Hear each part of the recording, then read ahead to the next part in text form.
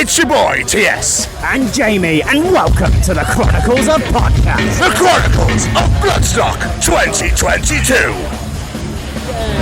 Unfortunately, due to the intense, wonderful heat at Bloodstock Festival, this interview did get cut quite short because the camera decided it didn't want to play anymore as it melted in the heat. But massive sorry to the boys at Guilt Trip. Regardless, enjoy this incredible conversation. I'm Jay from Guilt Trip, I'm the singer. I'm Jack from Guilt Trip, guitar.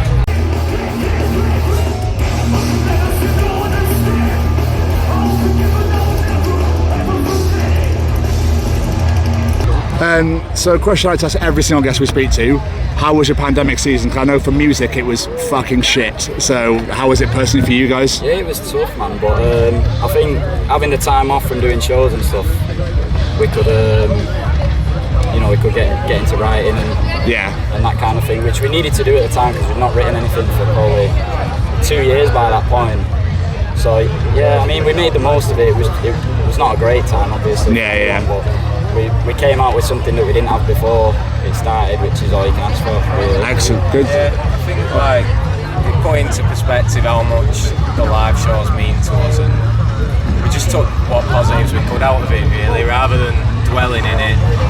It sucked, but we've come out of it with like a better mindset, to be honest. Good. That's excellent. I know a lot of people had it hard, so that's good that you guys made the most of it rather than just sat. It's hard to find the motivation, isn't it, when something like that's going on. I mean, what can you do? There's nothing you can do other than focus on writing. It's the only thing you can do at home, isn't it? It's great though, it's good to see some people still find the positives in the negative, which is what you need to try and do sometimes. That's awesome. But we are here, Bloodstock 2022. It's a hot one this year, but how are you guys finding it? It was amazing, man. It was probably the best show we've ever played.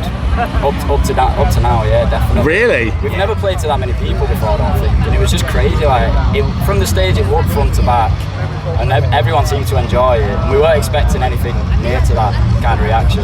No. Yeah. It's like exactly what you picture when you get offered the festival and you imagine what it could be like. It was exactly that. Like, usually you think, you start imagining, don't you, like, it could be front to back, circle pits, blah, blah, blah. But then you start to think like, wait, we're on pretty early. It might not go down like that, but it did. And we still feel like a new band as well, so it's like we've never played festivals before, so we go into it thinking it's like, it's a new world for us, do you know what I mean? We're not expecting to see front to back crowd. Well, we had to squeeze to get in to see it. Yeah. I mean, it's just mind blowing to us. Crazy. Yes. Great. That's what you want. Yeah, exactly, man. I couldn't have asked for it to go any better, honestly. That's awesome. So this was your first ever festival show, did you say? We played Hellfest a few months back, but yeah, this is our first UK festival. Yeah. That's awesome. It's great to get such a great turnout for you guys as well. Yeah, it was amazing, man. Especially on the last day as well, when everyone's been drinking. We were thinking like everyone's probably fed up by now. No one's going to get up in time to see us. He said it was a graveyard shift, but it was mad, wasn't it? Yeah, Guilt Trip turned up, fuck shit up, love it. Exactly. That's got to give you guys great motivation going forward though, just like to get out there, like fuck yes. Yeah, definitely. That's amazing. So obviously you guys are playing at the Sophie Lancaster stage. We're here this weekend representing the Sophie Lancaster Foundation. What do you know of Sophie's story at all? Yeah, we've obviously remember it being in the news and everything, and it's just crazy. And obviously you guys do a lot of good stuff with the Sophie Lancaster Foundation, and our experience has obviously been a lot different to a lot of metalheads, because as you can see, like, we don't look like your typical metalheads usually. I'm wearing a Creed t-shirt, but we've had it quite easy. We've had it quite easy in the metal way, where we've not had abuse hurled at us, and I think that just shows how much people really do judge what you're wearing, and it just shows how much of a problem it is. And we don't not dress like metalheads because that's what we're worried about. Then it's just we're into like streetwear, fashion, and you know, you don't always have to follow what the music normally. No, absolutely. But it just, I think it really does just show how bad it really is. Like, even from school, I remember that it was, you get moshes at school. Usually the backpacks have the patches on and blah blah blah, and you do get abuse, and you do see it all the time. And it just shows how bad it really is. Yeah, it's mental this day and age as well. When you've got like the LGBTQ community now, like everyone's like gender fluidity is everywhere now and everything, and it's still happening. And it makes no sense. Crazy. Yeah, it's crazy. We're hoping with like, you know, like Metallica have had this surge of like young fans because of the Stranger Things stuff. Yeah. Maybe that might help the younger generation that are probably wearing Metallica t-shirts, and they're probably getting to Slipknot then, and that might help along the way. Programs like that, plug-in metal. It's just crazy how judgmental like the typical person seems to be in this day and age, especially. It is mind-blowing because when you're in this scene, you don't see a lot of it at all because everyone's sort of similar, aren't they? Everyone gets along with each other. There's no judgment. But when you're outside the scene, like when you're in school, where you can't be with all your metalhead friends or whatever, it's just brutal, and you can't. It's 2022 and it's still going on. Yeah, it is mind blowing. It's very prevalent what you say though, because you know you're saying you don't walk around dressed as metalheads and stuff like that, so you don't get it. Yeah. But then there's people that do who listen to the exact same music as you. Yeah, exactly. I'm sure if they were to hear you sing, they'd be like, "What the fuck?" Literally no different from us. Just whatever t-shirt you're wearing. Who judges you on your t-shirt or your pants or your haircut, whatever?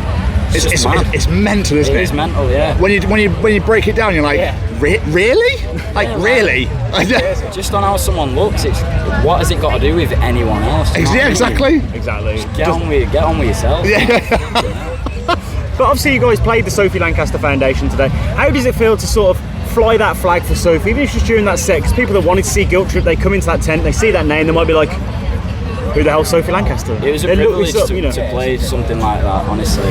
And it's a humbling experience because there is a bigger picture than just the music. Like, a girl lost her life because of being different. Yeah. Do you know what I mean? And it goes bigger than music, doesn't it?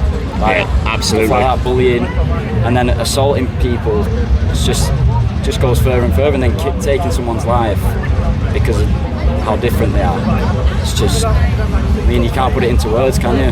No, it's disgusting. And what breaks our heart is we've been talking to just the general public today and hearing their stories, and it's still happening.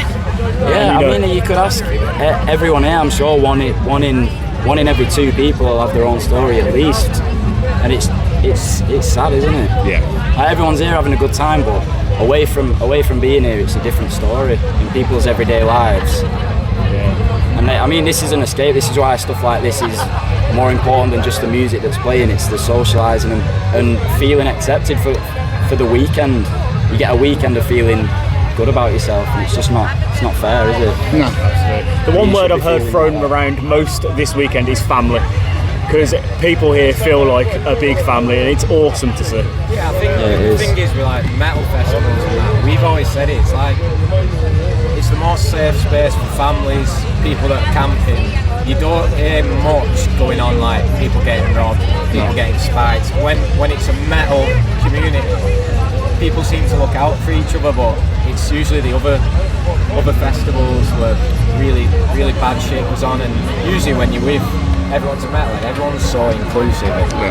People see metalheads as like crazy, Satan worshipping, blood sucking, absolutely, people. And it's literally the opposite. It's all opposite, isn't it? Like, everybody just wants the friends to be happy.